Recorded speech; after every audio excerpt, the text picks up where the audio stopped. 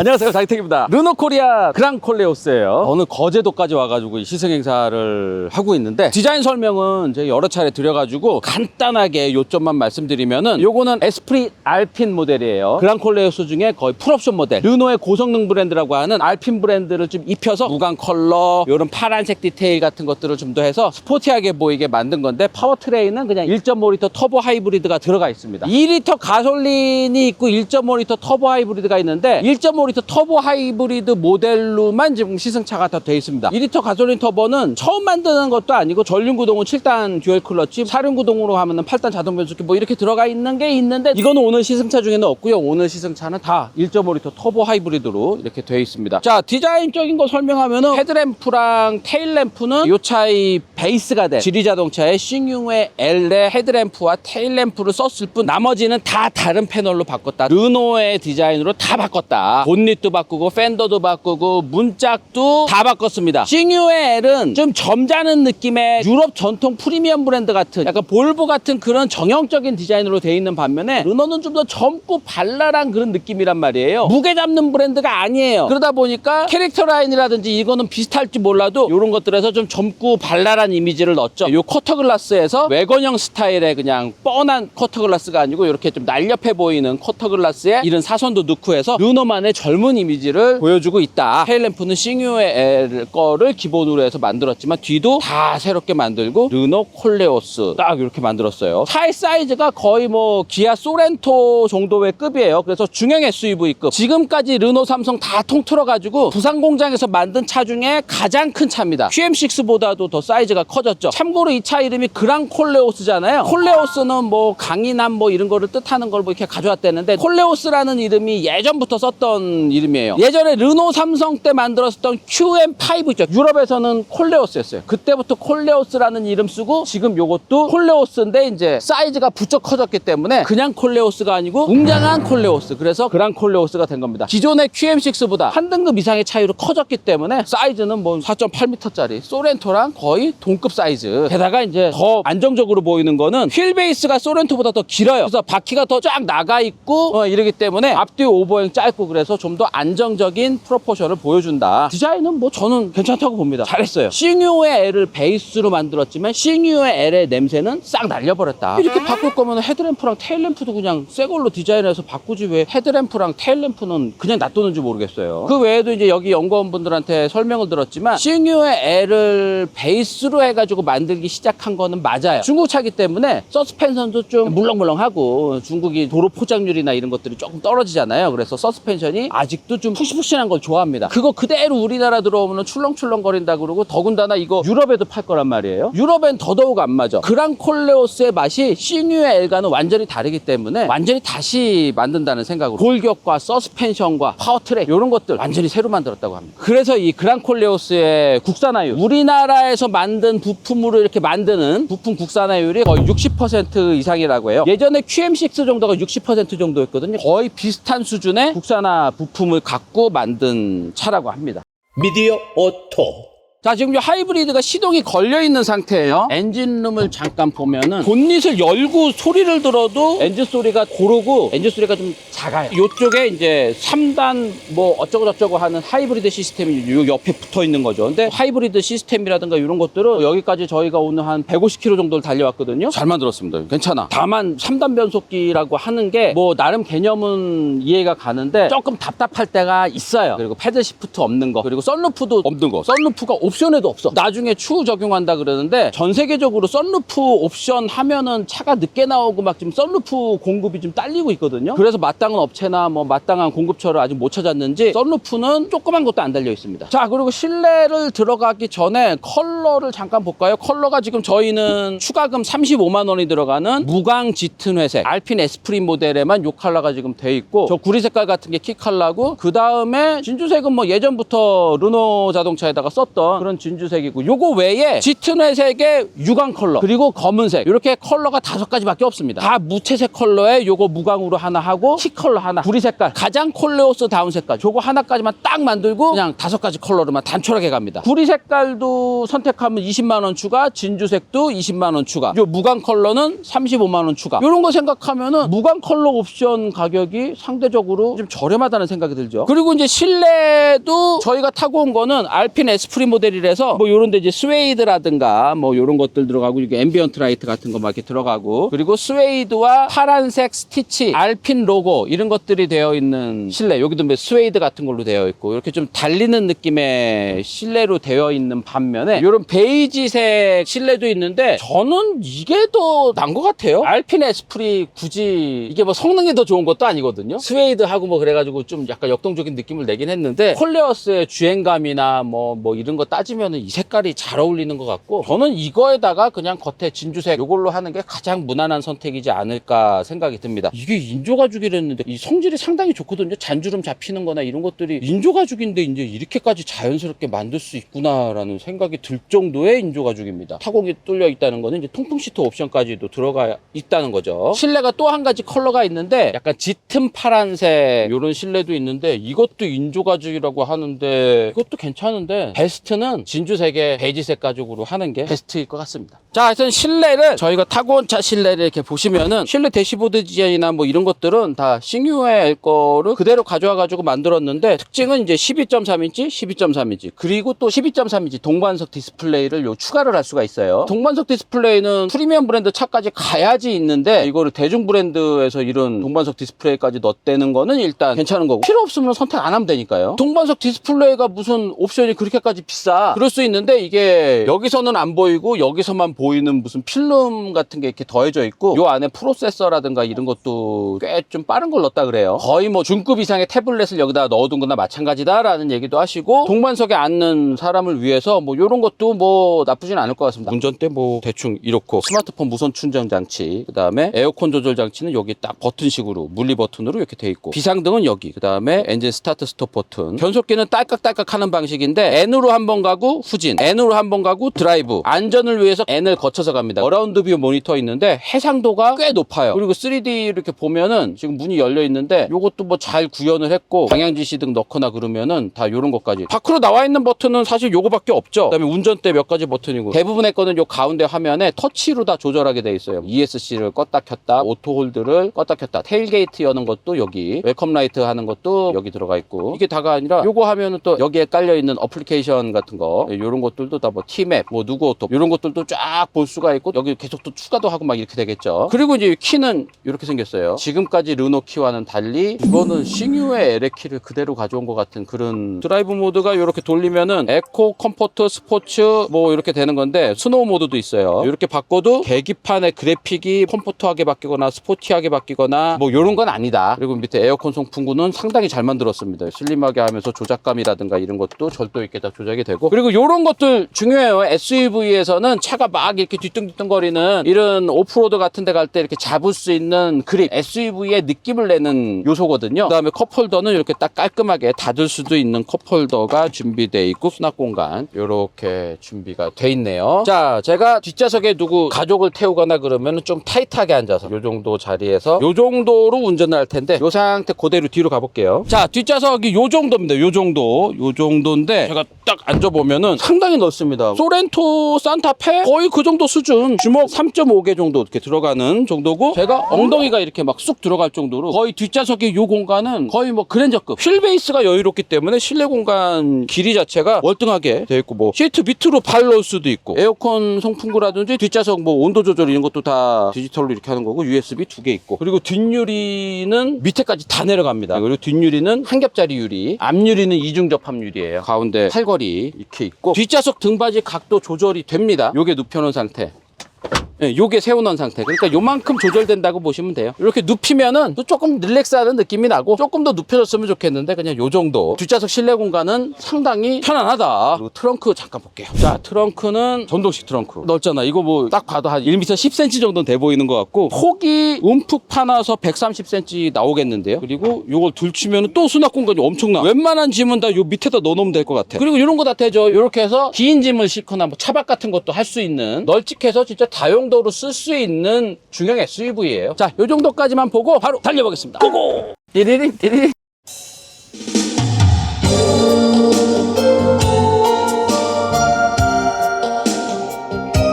전형적인 보스 중에서 좀 잘한 것 같진 않고 그냥 보스의 평균타 정도. 그랜저에 들어간 보스 정도는 아니고 꽤 괜찮은 보스 정도가 들어간 것 같습니다. 팝 같은 거 들을 때 아주 괜찮고 가벼운 교향곡이나 뭐 경음악이나 재즈 뭐 요 정도까지는 아주 잘 이렇게 들려주는 그 정도의 세팅입니다. 마이클 잭슨 노래가 아주 맑고 선명하게 잘 나와요. 기타 소리나 이런 흠북 소리 있잖아요. 웅장하게 빡 울려 퍼지는 거. 요런 거 참 잘하네요. 저음이 쫙 퍼지는 거는 거의 뭐 프리미엄 오디오 수준 정도로 이렇게 쫙 잘 퍼져.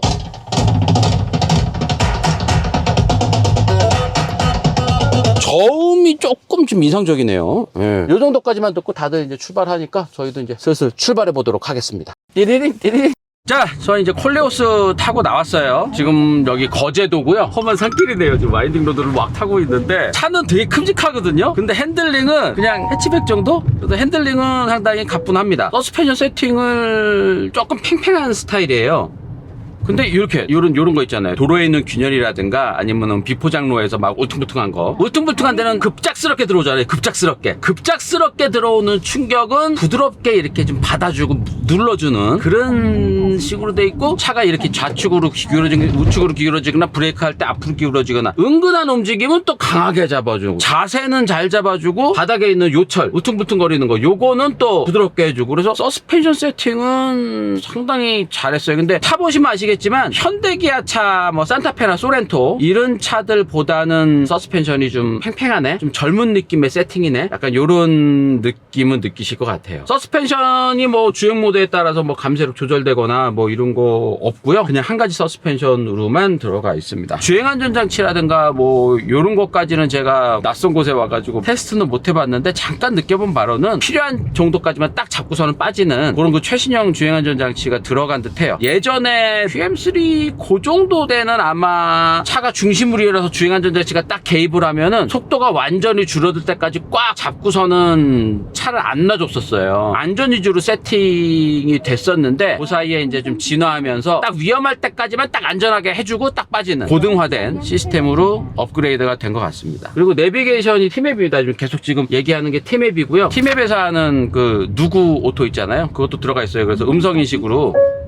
통풍 시트 켜줘. 자동차 시트 통풍을 켤게요. 여기 이제 과속 방지턱이 여기 좀 꽤 높아 보이는데 괜찮아요. 과속 방지턱 잘 넘고. 자, 그리고 이제 서스펜션에서 일로 넘어와서 이제 파워트레인을 쪽 보면은 144마력을 낸다고 하는 1.5L 이 4기통 엔진이 상당히 조용해요. 에어컨을 조금 세게 틀어놔서 에어컨 소음이 좀 혹하고 나죠. 엔진 소리가 지금 뭐 전기 모터만 돌아가는 건지 엔진도 같이 돌아가는 건지 엔진 소리가 거의 안 나. 12시 방향. 네, 엔진이 우웅하고 있죠. 근데도 엔진 소리가 그렇게 많이 안 들어옵니다. MVH가 잘 돼 있는 것 같고, 일단 1.5L 엔진 자체가 되게 조용한 엔진 같아요. 그리고 또 하나, 3단으로 구동되는 하이브리드 장치가 엔진 옆에 붙어 있어요. 유성기어도 들어가 있고, 유성기어는 동력 전달이라든가 이런 거를 좀 부드럽게 매칭해주는, 동력이 끊기지 않으면서 회전차를 유성기어라는 걸로 조정을 하면서 이렇게 맞추는 건데, 도요타의 하이브리드 방식이 이제 유성기어를 이용한 하이브리드 방식이잖아요. 그래서 엔진의 회전이랑 바퀴의 회전이랑 이런 것들을 유성기어로 이렇게 맞추는데 약간 무단 변속기 같은 느낌이 들잖아요. 근데 여기는 그거에다가 또 3단 변속기를 붙였어. 그래서 이렇게 가속해서 쭉 밟으면요, 이렇게 엔진이 웅 해가지고서는 가속이 계속 올라가는 이런 진짜 무단 변속기 같은 방식이 아니고 엔진이랑 같이 속도가 올라가요. 웅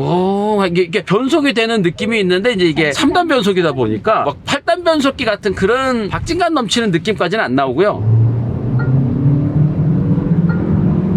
한 한 80km 정도에서 변속이 돼요. 첫 번째 바퀴가 아마 급가속 상황에서 0에서 80 정도까지가 첫 번째 기어로 하고 80에서 또 어느 정도 속도까지가 두 번째 뭐 하고 이런 식으로 해서 3단 변속을 하는데 일상에서 살살 주행할 때는 변속이 된다는 느낌 자체가 안 들어요. 동력 전달은 상당히 부드럽고 그래서 울컥거림이라든가 이런 거는 전혀 없고 첫 번째 기어는 그냥 시내 주행, 두 번째 기어는 그냥 국도나 그냥 웬만한 주행, 세 번째는 크루징 할 때 뭐 이런 식으로 임무가 나뉘어져 있는 그런 변속기인 것 같아요. 그래서 전반적으로 이 하이브리드 파워트레인의 완성도가 괜찮아요. 자, 그리고 이제 어댑티브 크루즈 컨트롤로 해서 이렇게 가면은 차선 가운데도 비교적 잘 알아먹고 앞차와 거리 잘 해가지고서는 잘 가고 계기판에 주변에 있는 차들의 형상이라든가 이런 것도 다 나오고요. 그리고 여기 이제 어댑티브 크루즈 컨트롤을 하는 중에 방향지시등을 키면은 차선 변경 기능까지 있어요. 이렇게 해서 방향지시등 키면은 은근히 가가지고서는 운전대도 손을 놓으면 또 안 돼요. 차선 변경까지도 해주는 그런 기능도 있어서 지금 회생제동을 조절을 할 수가 있어요. 지금 이게 보통 높음 낮음으로 조절이 되네요. 높은 회생제동을 하면은 한 3단 정도 물고 들어가는 그런 느낌이 들고요. 보통은 그냥 4단이나 5단 정도, 낮음은 이건 회생제동이 거의 안 걸리는 느낌이에요. 그 다음에 자동 모드가 있는데 이 회생제동을 조절하는 게 이 기어 노브에서 좌측 우측으로 하면서 회생제동을 조절하는 거고요. 하나 아쉬운 게 이제 수동 변속 모드 자체가 없어요. 수동 변속 모드로 해서 뭐 다운시프트 할 때 좀 엔진 브레이크 같은 거 걸어가지고 좀 부드럽게 감속을 한다든가 뭐 요런 게 불가능합니다. 패드 시프트 없어요. 수동 변속 모드도 없고요. 잘 만들었어요. 이 정도면은 뭐 현대기아 못지않게 잘 만들었습니다. 현대기아 독점력을 좀 흔들 수도 있을 정도의 상품성은 충분히 가졌어요. 하이브리드 파워트레인을 조금 좀 내가 의심을 했었는데 하이브리드 파워트레인은 상당히 잘 만든 것 같고요. 합산 출력이 245마력, 1.5L 엔진이 144마력이고요. 134마력짜리 전기 모터가 그 옆에서 힘을 보태고요. 충전을 하거나 엔진 시동을 걸어주거나 요런 모터가 하나 더 있어야 하는데 이거를 막 힘을 적극적으로 막 이렇게 더해주는 건 아니고 변속이 좀 부드럽게 해주는 것도 좀 돕고 그리고 엔진 시동 걸리는 것도 부드럽게 걸리도록 돕고 약간 요런 역할을 하는 거라서 파워에 직접적으로 개입은 하진 않는다 그럽니다. 그래서 이 합산 출력이 245에 1.75톤 요 정도면은 저는 시속 100km까지 한 8초 나올 것 같은데 이제 해보겠습니다. 갑니다.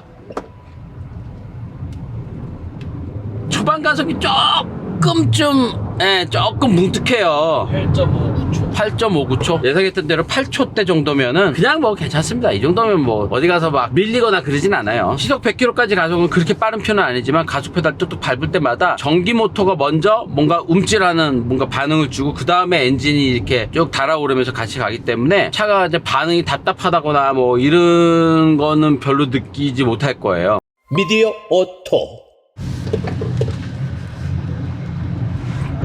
핸들링 괜찮습니다. 차 덩치는 있는데 타이어가 조금 금호 크루젠 나쁜 타이어는 아니에요. 나쁜 타이어는 아닌데 연비나 뭐 이런 거 위주로 좀 세팅을 해서 그런지 그립감은 조금 더 좋은 타이어에 하면은 더 좋아질 수도 있는 하체거든요. 하체가 이렇게 기울어지거나 이런 게 별로 없어가지고 여기 이제 좀 와인딩 로드예요.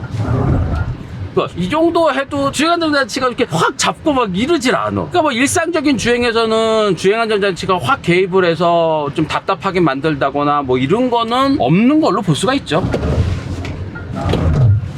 이 정도 했는데도 주행안전장치 개입한다는 느낌이 안 들어. 네 바퀴를 그냥 위험할 때 살짝만 잡아주고 약간 요런 식인 것 같아요. 이러면은 진짜 1.5L 터보가 아니라 뭐 V6 뭐 이런 좀 고배기량 엔진 들어가서 고성능 버전, 르노 고성능 버전 잘 하잖아요. 르노 메간 그 스포츠 버전 그 니르부르케링 막 전륜구동차로 신기록 세우고 막 이런 거 하잖아요. 르노는 모터스포츠 예전부터도 계속 F1 계속 하고 있고 알핀 느낌만 낸 걸로 하지 말고 진짜로 알핀 브랜드 다운 고성능 SUV 같은 거 사실 여기다가 엔진만 센 거 넣으면 될 것 같거든요. 핸들링은 이 정도면은 뭐 더 센 엔진 들어가도 괜찮을 것 같은데 전륜구동차인데 언더스티어 같은 거 별로 안 나고 세팅은 상당히 잘했습니다. 이렇게 잘 만들었는데 그 손가락 하나로 그냥 이게 그냥 날아가 버릴 뻔한 거 아니에요. 이렇게 모든 임직원이 공들여가지고 지금 몇 년 만에 신차를 이렇게 잘 세팅을 했는데 진짜 아주 유감스러운 사건입니다. 진짜 조금 이제 몸에 이 차가 붙으니까 속도 내는 게 겁이 안 나요. 차가 이제 말을 상당히 잘 듣는 되는구나, 차가 상당히 똑똑하고 어리숙한 면이 없구나, 이런 걸 이제 느끼게 되니까 그 다음부터는 이제 조금씩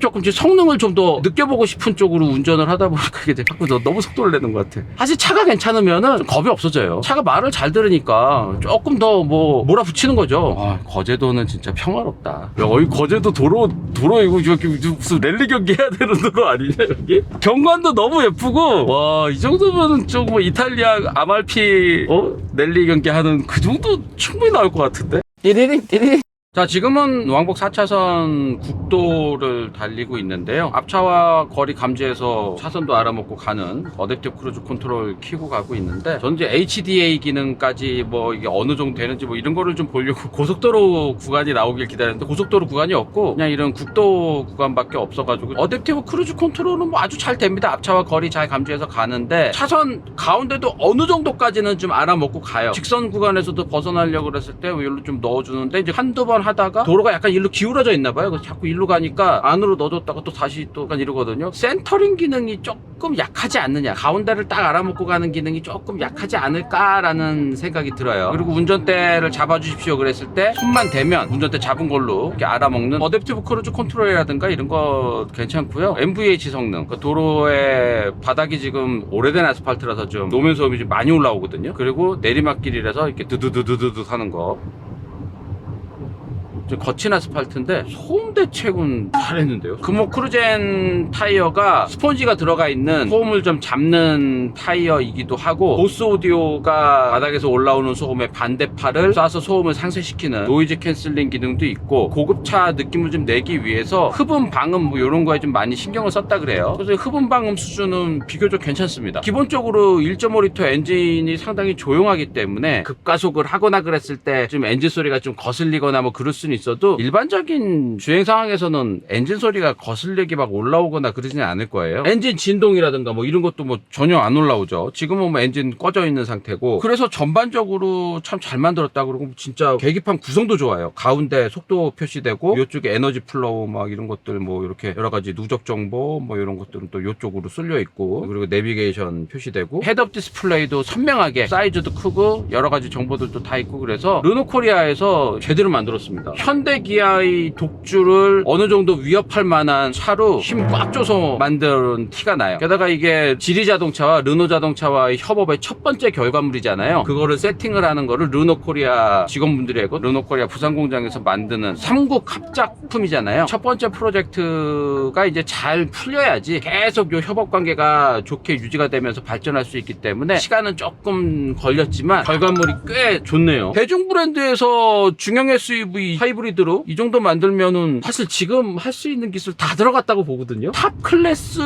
중에 하나로 들어갈 수도 있을 정도의 상품성이에요. 다만 245마력이라는 파워를 생각하면은 뭐 요 정도면 뭐 괜찮지라는 생각이 들다가도, 골격이라든가 하체나 뭐 이런 거 성능이 워낙 괜찮기 때문에 조금 더 힘이 좀 더 세도 한 280마력까지 되면은 정말 드라이빙의 재미까지 좀 줄 텐데 라는 생각이 들긴 들어요. 근데 그거는 진짜 하체를 너무 잘 만들어 놔가지고 그런 생각이 드는 거고요. 액티온을 살 게 아니라 지금 KG 모빌리티도 잘 되기를 바라고요. 또 르노 코리아도 잘 되길 바라고, 현대 기아는 잘 되길 바라지 않아도 너무 잘 되고 있기 때문에 우리나라 자동차 산업이 더 잘 되기를 어느 누구보다도 바라고 있는 자동차를 아주 좋아하는 아저씨일 뿐입니다. 이쪽 이념 저쪽 이념 이런데 잘 모르기도 하고 잘 치우치지도 않고 관심도 별로 없습니다. 그냥 차가 좋으면은 차 좋다고 얘기하고요, 후지면 후졌다고 얘기하고, 차가 이상하면 이상한 거 바로 얘기하고, 그런 그냥 자동차밖에 모르는 아저씨예요. 자동차밖에 모르는 아저씨가 타본 그랑 콜레오스, 이거는 좋네요. 잘 만들었어요. 나만 이렇게 느끼는 거 아니지? 혹시라도 내가 너무 치우치거나 그러면 너희들이 이렇게 편집하면서 좀 아닌 것 같은데 이렇게 얘기를 해줘. 나는 뭐 르노 코리아에서 나한테 뭐 특별히 더 잘해주고 뭐 이런 것도 없기 때문에 뭐 그런 거 하나도 없거든. 하여튼 르노 그랑 콜레오스는 차는 상당히 괜찮고요. 여기까지만 전해드릴게요. 손가락 사건이 있는 르노 코리아 차를 내가 좋다고 얘기를 하니까 여기서부터 막 부글부글 끓어오르는 이런 친구들이 있을 수는 있겠는데, 나 그런 친구들 때문에 겁이 나서 내가 뭐 이렇게 잘 만든 차를 뭐 안 좋다고 얘기를 하겠습니까? 몇 가지 이상한 거는 있어요. 패드 시프트 같은 것도 좀 있었으면 좋겠고, 그리고 오토홀드도 그냥 바깥에 버튼으로 좀 나와 있었으면 더 좋겠고, 몇 가지 그런 건 있지만 잘 만든 차입니다. 시승행사에서 제가 말씀드릴 수 있는 거는 이 정도까지만 말씀드리고요. 조만간 차를 빌려서 저희 맨날 테스트 하는데 가서 테스트하면서 산타페 하이브리드랑도 한번 좀 해보고, 뭐 소레토 하이브리드랑도 한번 해보고, 이렇게 해봐야 될 것 같아요. 오늘 여기까지입니다. 고맙습니다. 안녕.